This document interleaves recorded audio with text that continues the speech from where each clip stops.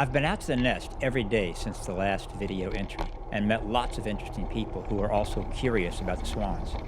On Saturday, a nice woman named Chelsea told me that Pierre does sometimes get on the nest, but does not necessarily sit directly on the eggs.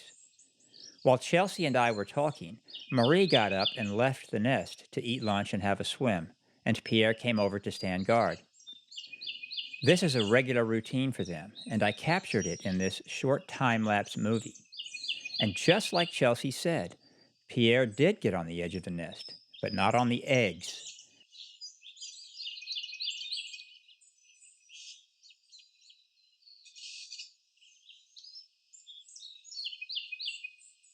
More commonly, Pierre stands or sits right next to the nest when he is on guard duty. When I was first watching the swans, I thought that Marie always covered the eggs before leaving the nest. But this past week, I watched her leave the nest with the eggs uncovered. And even though this time lapse makes it seem like Pierre arrived quickly to guard the nest, it actually took him several minutes to get there. Before he arrived, the eggs were completely exposed. One day, another spectator mentioned he had read that swans turn the eggs to prevent the egg yolk from sticking to the inside of the shell. It's interesting to think about how Marie would conceptualize this idea. Does she think in some sort of swan language? Or is she working from a visual image of the yolk getting stuck to the shell? Or does she just perform these maneuvers because they are dictated by a series of neurochemical interactions, barking commands across the synapses in her brain that she is powerless to ignore? I wonder how much of human behavior is of a similar origin. On Sunday, I was at the nest for sunset, and the bugs were relentlessly swarming around my head. But this time I was prepared with this stylishly cool bug hat that I ordered after my bug experience trying to photograph a sunrise at the nest a few days earlier.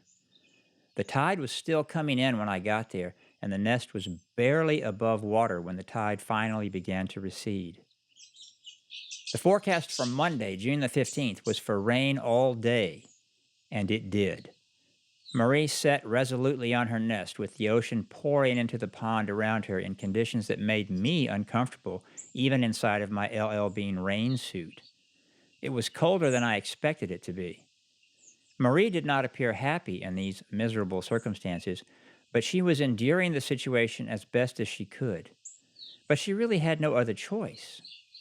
I stayed out there a little more than an hour, shivering while my rain gear got heavy with cold water and clung ever tighter to my body, making me feel as though it wasn't actually waterproof. But I could put a time limit on how much cold and rain I was willing to tolerate, and then I could ride my bicycle home and have a cup of coffee. Tuesday was a good day for photography.